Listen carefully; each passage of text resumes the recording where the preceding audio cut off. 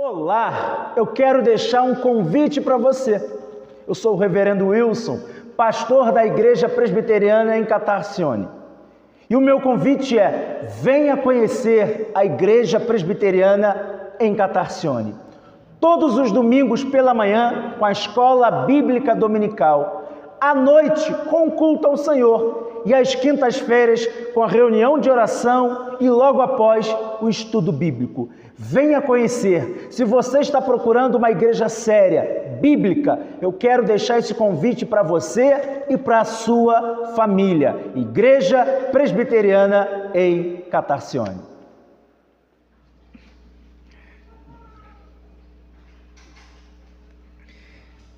Queridos irmãos, convidar você a se colocar de pé e abrir a sua Bíblia na primeira carta do apóstolo João. 1 João, capítulo 1, e nós vamos ler dos versos de 1 a 4. 1 João, capítulo 1, versículos de 1 a 4.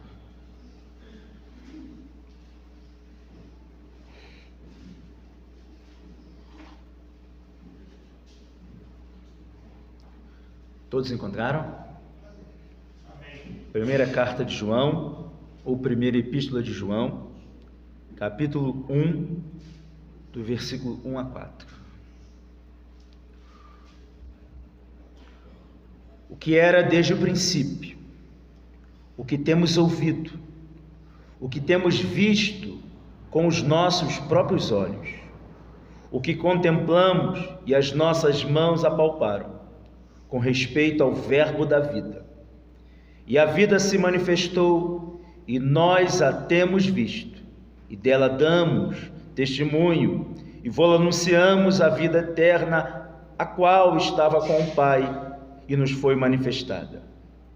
O que temos visto e ouvido, anunciamos também a vós outros, para que vós, igualmente, mantenhais comunhão conosco. Ora, a nossa comunhão é com o Pai, é com seu Filho Jesus Cristo. Estas coisas, pois vos escrevemos para que a nossa alegria seja completa. Até aqui, meus irmãos, podem se sentar.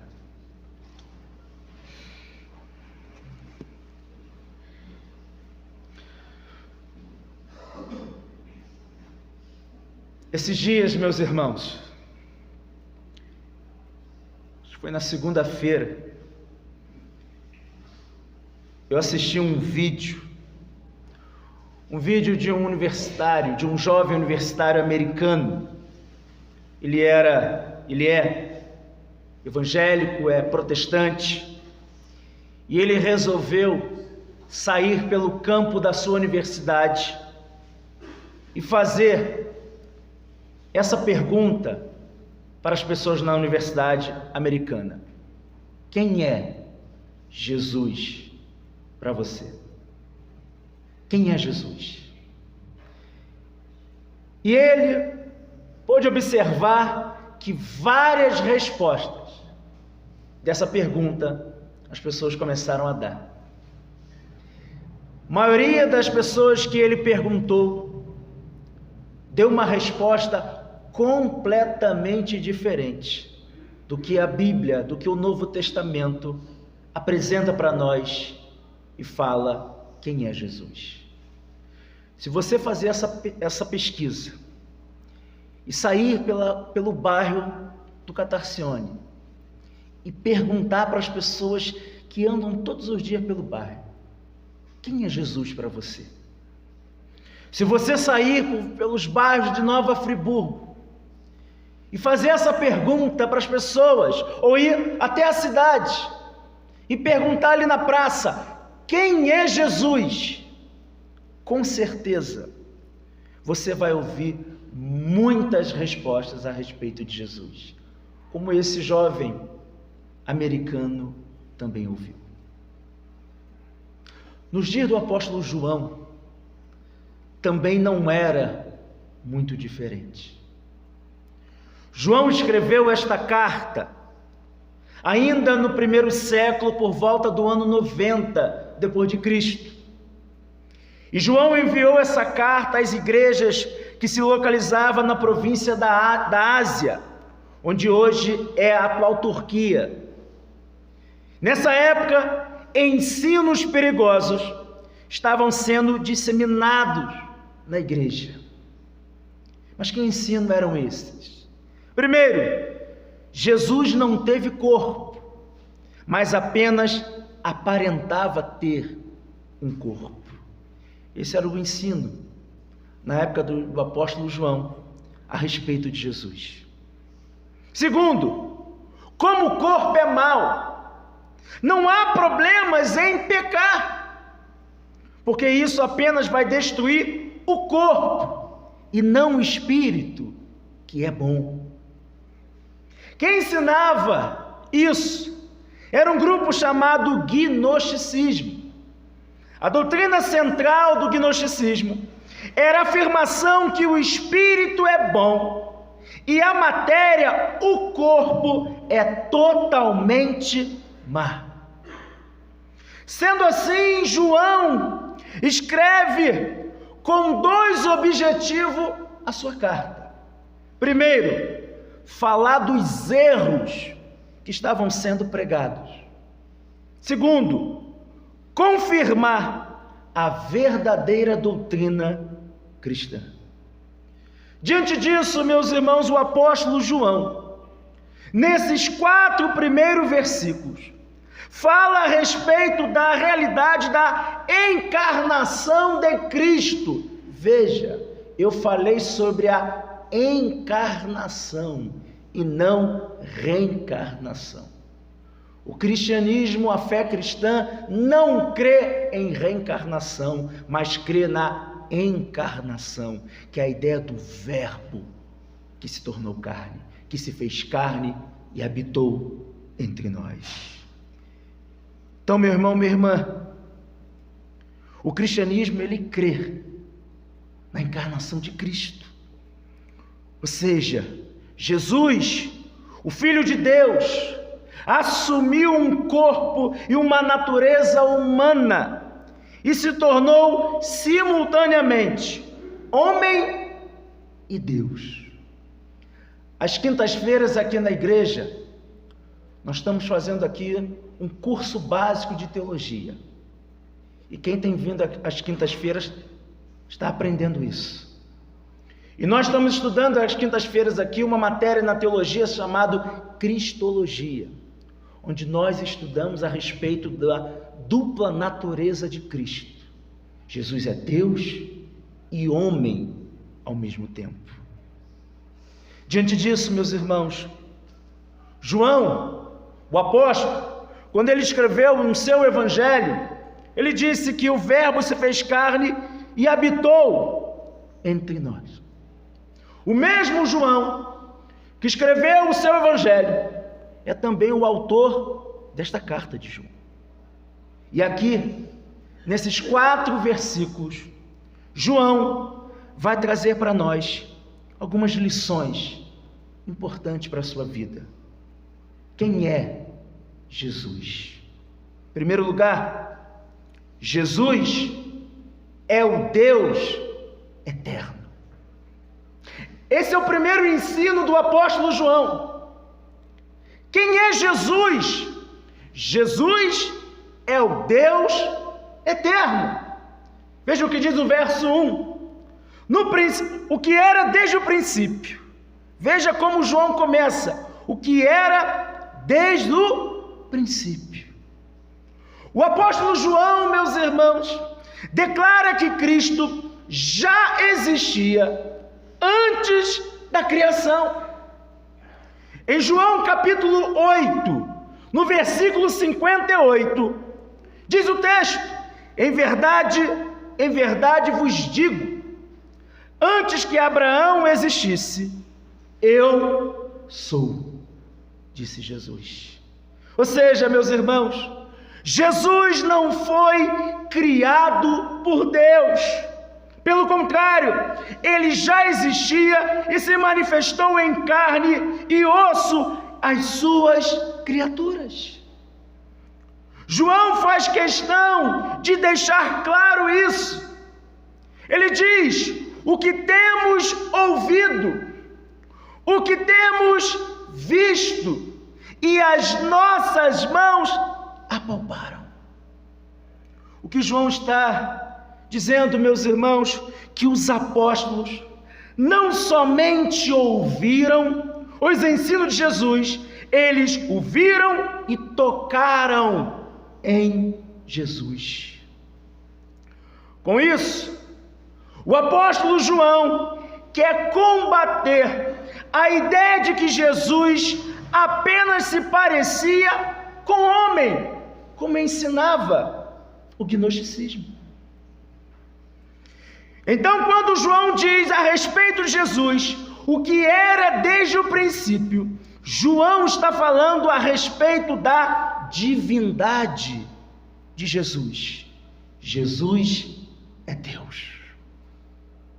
Quando você sair por aí e perguntar para alguém quem é Jesus, e essa pessoa responder para você a respeito de Jesus completamente diferente como a Bíblia ensina, ensine para essa pessoa: Jesus é Deus. Porque isso, meu irmão, minha irmã, faz todo sentido para a sua vida. Por que você está aqui? Por que você vem todos os domingos para cá? Por que você sai da sua casa para ouvir, para ficar aqui uma hora de culto? Justamente porque o Verbo que se fez carne, que é Deus, habita em você. Você está aqui porque um dia Ele encontrou com você. Você e eu, nós estávamos perdidos, e o Verbo de Deus, chamado Jesus Cristo, que é Deus, foi até você, convenceu você, chamou você, transformou a sua vida e prepara você para encontrar com Ele quando Ele retornar para te buscar. Então, quem é Jesus? Jesus é Deus. Então, no verso 1, primeira parte do versículo aí, João está ensinando os seus leitores a respeito da divindade de Cristo. A missão dele é combater ensinos errados a respeito de Jesus, como em nossos dias. Nós temos a missão, a igreja bíblica tem essa missão de ensinar e combater as heresias a respeito de Jesus. Mas para isso, precisamos conhecer a palavra de Deus. Porque é na palavra de Deus que diz para nós, que revela para nós quem é Jesus, o Deus eterno. Mas eu pergunto, meus irmãos, quem é Jesus? João vai dizer que Jesus é o Deus encarnado. Quem é Jesus? Jesus é o Deus encarnado. Veja o que diz o verso 1, mas a parte B aí do versículo diz assim: o que temos visto com os nossos próprios olhos, o que contemplamos, e as nossas mãos apalparam, com respeito ao Verbo da vida. João se refere a Cristo como Verbo da vida. A palavra verbo aí é a tradução da expressão logos. A filosofia grega, que era a filosofia da época, acreditava no conceito do logos. Logos era um princípio racional, ou seja, o que pensava, e impessoal, ou seja, que não era uma pessoa. Esse Logos governa o universo e o destino dos homens. João, então, ele pega esse conceito filosófico grego para dizer que o Logos é sim uma pessoa. Ele é Jesus que governa todas as coisas e o destino dos homens. O verso 1 nos ensina valores e princípios de extrema importância, meus irmãos. João, ao afirmar que Jesus é homem, está testemunhando o que as Escrituras diz a respeito de Jesus, que é o Messias, que viria em carne. Ao fazer isso, João tenta fazer com que os olhos e o coração dos seus leitores voltassem para as Escrituras. Eles não podiam dar ouvidos àquelas pessoas que diziam que Cristo não era de carne e osso, porque o Antigo Testamento, meu irmão, minha irmã, fala sobre isso. Por exemplo, abra sua Bíblia no livro de Isaías, no capítulo 53, dos versos de 3 a 10. Isaías, capítulo 53, versículo 3 até o versículo 10. Veja como o texto fala a respeito do Messias, de Jesus.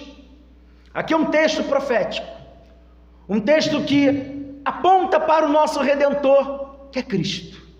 Diz o texto: era desprezado e o mais rejeitado entre os homens, homem de dores, e que sabe o que é padecer. E como um de quem os homens escondem o rosto, era desprezado e dele não fizemos caso. Certamente ele tomou sobre si as nossas enfermidades e as nossas dores levou sobre si, e nós o reputávamos por aflito, ferido de Deus e oprimido. Mas ele foi traspassado pelas nossas transgressões e moído pelas nossas iniquidades. O castigo que nos traz a paz estava sobre ele, e pelas suas pisaduras fomos sarados. Todos nós andávamos desgarrados como ovelhas, como um se desviava pelo caminho, mas o Senhor fez cair sobre ele a iniquidade de nós todos. Ele foi oprimido e humilhado, mas não abriu a boca. Como cordeiro foi levado ao matadouro, e como ovelha muda perante os seus tosquiadores, ele não abriu a boca. Por juízo opressor foi arrebatado, e de sua linhagem quem dela cogitou? Porquanto foi cortado da terra dos viventes, por causa da transgressão do meu povo foi ele ferido. Designaram-lhe a sepultura com os perversos, mas com o rico esteve na sua morte, posto que nunca fez injustiça, nem dolo algum se achou em sua boca. Todavia, ao Senhor agradou moê-lo, fazendo enfermar. Quando der ele a sua alma como oferta pelo pecado, verá a sua posteridade e prolongará os seus dias, e a vontade do Senhor prosperará nas suas mãos. Quem é Jesus, meu irmão, minha irmã? Jesus é o Verbo que se encarnou. Negar a encarnação de Cristo é negar o Evangelho. Meus irmãos, ouçam o que eu vou dizer para você. Qualquer ensinamento que não se enquadre nas Escrituras, na palavra de Deus, deve ser rejeitado, mesmo que faça chover milagres todos os dias. Repetindo, qualquer ensinamento que não se enquadre nas Escrituras deve ser rejeitado, mesmo que faça chover milagres todos os dias. Quem disse isso, irmãos, foi Martim Lutero. Um homem que viu tantas heresias no seu tempo, mas que teve a coragem de combater e ensinar para as pessoas quem de fato é Jesus. Então, no verso 1, João está ensinando a divindade de Jesus e a sua humanidade. As naturezas de Cristo não se separam. Jesus é 100% Deus, 100% homem.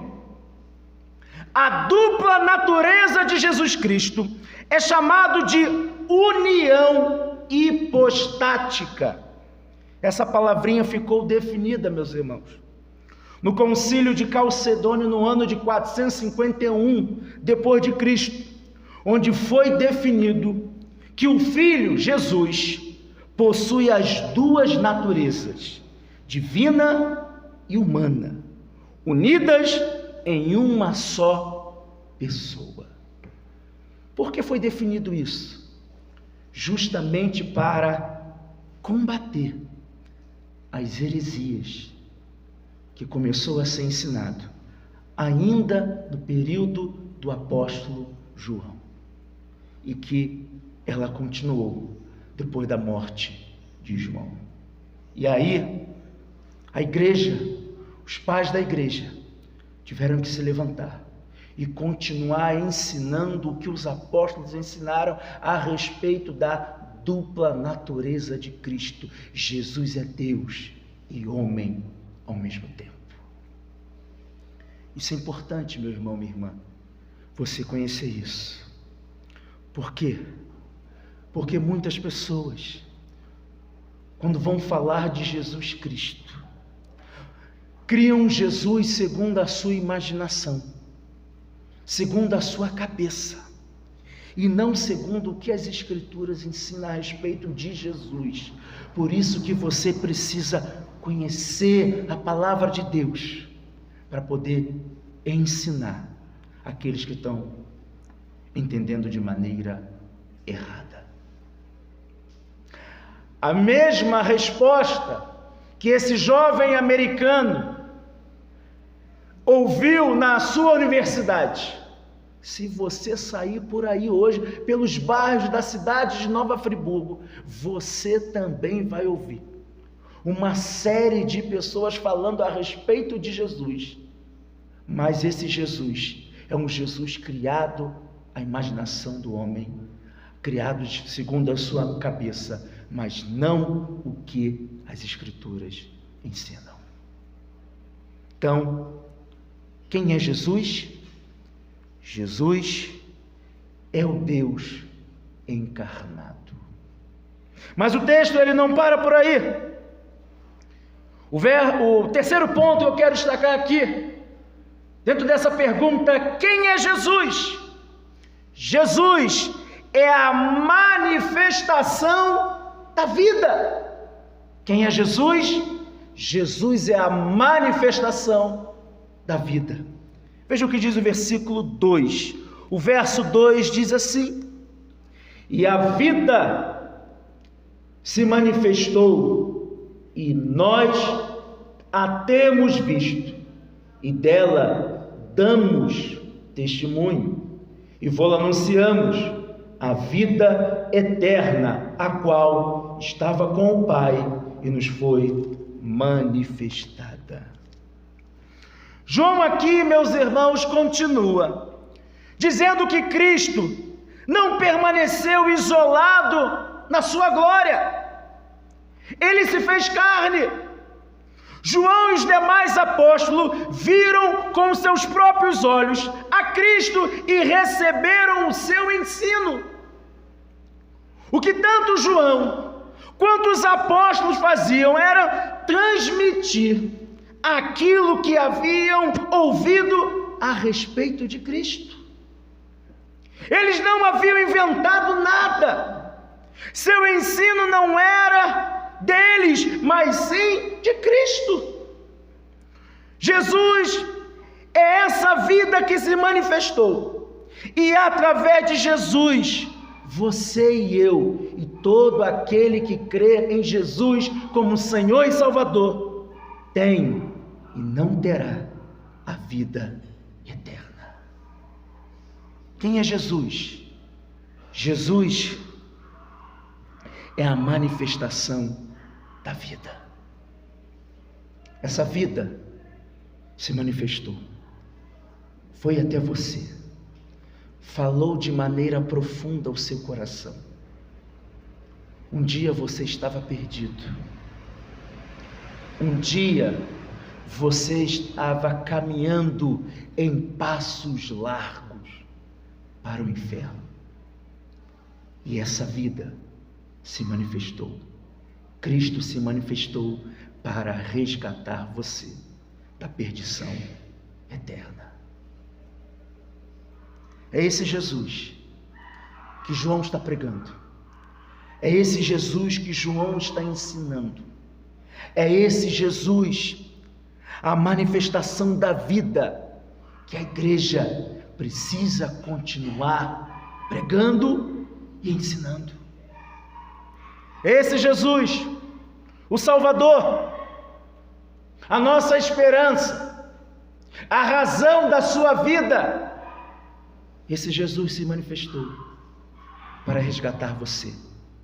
Esse Jesus foi na cruz por você, e lá da cruz manifestou o grande amor de salvar e perdoar os seus, os nossos pecados. Mas João ainda nos ensina uma quarta lição. Quem é Jesus? Jesus é aquele que nos leva em comunhão. Quem é Jesus? Jesus é aquele que nos leva em comunhão. Veja o que diz o versículo 3. O verso 3 diz: o que temos visto e ouvido, anunciamos também a vós outros, para que vós igualmente mantenhais comunhão conosco. Ora, a nossa comunhão é com o Pai e com o seu Filho, Jesus Cristo. A comunhão que João se refere aqui é a união espiritual entre o Deus Trino, o Pai, o Filho e o Espírito Santo. É o Espírito Santo, meu irmão, minha irmã, meus irmãos, que entra em comunhão, o Deus Trino que entra em comunhão com a igreja, conosco. E como nós entendemos essa união? Através do ensino dos apóstolos. Veja o que o verso 3 diz: o que temos visto e ouvido, anunciamos também a vós outros. João escreveu essa carta para ensinar para os crentes do primeiro século. Essa carta chegou até nós para nos ensinar a respeito de quem é Jesus. Como é bom, meu irmão, minha irmã, viver em comunhão com Deus. Quando temos comunhão com Deus, isso se reflete em nossa vida diária. A comunhão com Deus se revela no amor a outras pessoas e numa vida reta de obediência a Deus. Quando temos comunhão com Deus, isso reflete na nossa comunhão como irmãos em Cristo. E essa comunhão, meus irmãos, traz para nós alguns benefícios. Primeiro benefício, o encorajamento. A união, a comunhão que nós temos com o Senhor, traz o benefício do encorajamento. Abra sua Bíblia em Hebreus, capítulo 10, versículo 25. Hebreus, capítulo 10, versículo 25.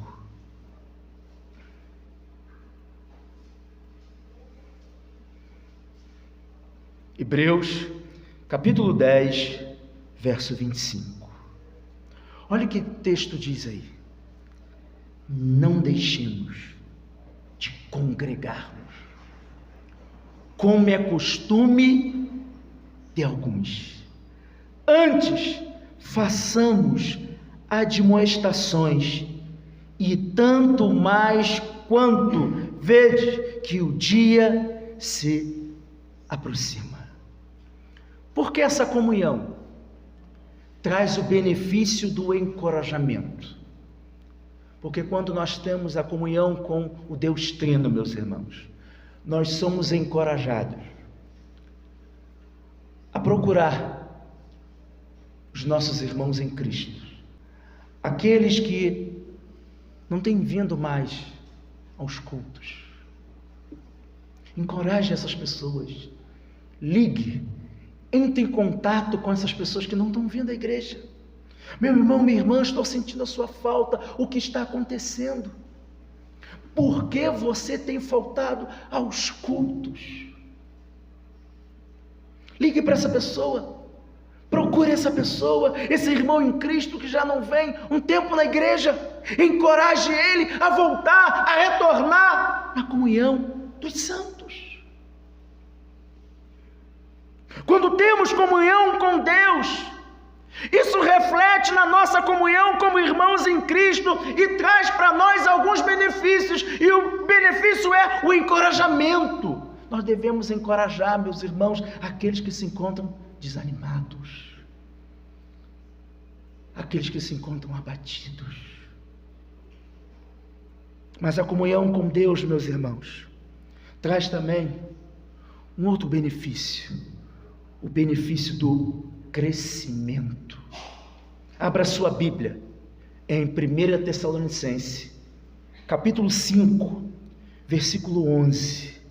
1 Tessalonicenses, capítulo 5, verso 11. Veja o que o texto diz.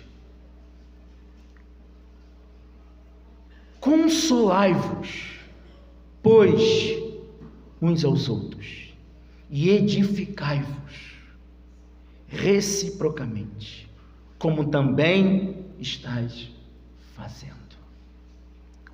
O texto diz que nós devemos consolar uns aos outros, mas o texto diz também que nós devemos edificar. Isso traz a ideia do crescimento, meus irmãos. Então, a comunhão com Deus, ela reflete isso. Ela reflete o encorajamento, ela reflete o crescimento. A comunhão com Deus também reflete um outro benefício: ajuda. Abra sua Bíblia, Gálatas capítulo 6, versículo 2. Gálatas capítulo 6, verso 2. Veja que o apóstolo Paulo diz. Paulo diz assim: levai as cargas um dos outros, e assim cumprireis a lei de Cristo. Nós devemos, meus irmãos, ajudar aqueles que estão com cargas pesadas. Como é que você ajuda aquele seu irmão que está com carga muito pesada? Carga tem a ver aí com lutas, com problemas, com dificuldades. Como é que você ajuda essa pessoa, esse irmão em Cristo? Com oração. ligando para essa pessoa: meu irmão, minha irmã, eu sei que você está passando por problemas, enfrentando lutas, mas eu quero dizer que eu estou orando por você. Eu quero dizer que eu tenho dobrado o meu joelho diante do Senhor e clamado por sua vida. Eu creio que Deus é poderoso para ajudar você a suportar, a carregar essa carga. Eu estou orando por você. Então a comunhão com Deus, ela traz ajuda. Mas a comunhão com Deus também reflete para nós um outro benefício, o benefício da força. Abra sua Bíblia, em Provérbios capítulo 27, versículo 17. Provérbios capítulo 27, verso 17. Olha o que o texto diz: como o ferro com o ferro se afia, assim o homem ao seu amigo. Como o ferro com o ferro se afia, assim o homem ao seu amigo. Aqui traz a ideia da força, de você estar ajudando. Irmãos, o nosso irmão em Cristo, que você conhece, que caminha contigo aqui na igreja, talvez esteja precisando dessa força, talvez esteja precisando desse encorajamento, talvez esteja precisando dessa ajuda. Por isso, meu irmão, minha irmã, que a comunhão com Deus reflete isso em nós, reflete o encorajamento, reflete o crescimento, reflete a ajuda, reflete a força. A comunhão com Deus reflete em nós, meus irmãos, o amor. Abra sua Bíblia em João capítulo 13, versículo 35. Evangelho de João, capítulo 13, versículo 35. João capítulo 13, versículo 35. Veja o que o texto diz.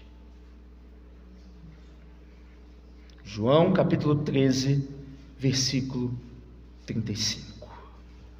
Olha o que Jesus diz: nisto conhecerão todos que sois meus discípulos, se tiverdes amor uns aos outros.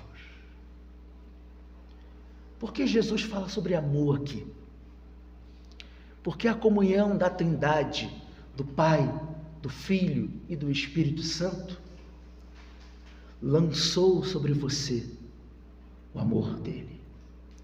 A comunhão do Pai, do Filho e do Espírito Santo lançou sobre os eleitos o amor do Senhor. É por isso que João diz que Deus amou o mundo de tal maneira que deu o seu Filho unigênito, para que todo aquele que nele crê não pereça. Jeremias vai dizer que o Senhor nos amou com um amor eterno, um amor que não tem fim. Então, meu irmão, minha irmã, Jesus está ensinando que nós devemos amar uns aos outros. Aqui está o benefício que a comunhão do Senhor deixa para nós: encorajamento, crescimento, ajuda, força e amor.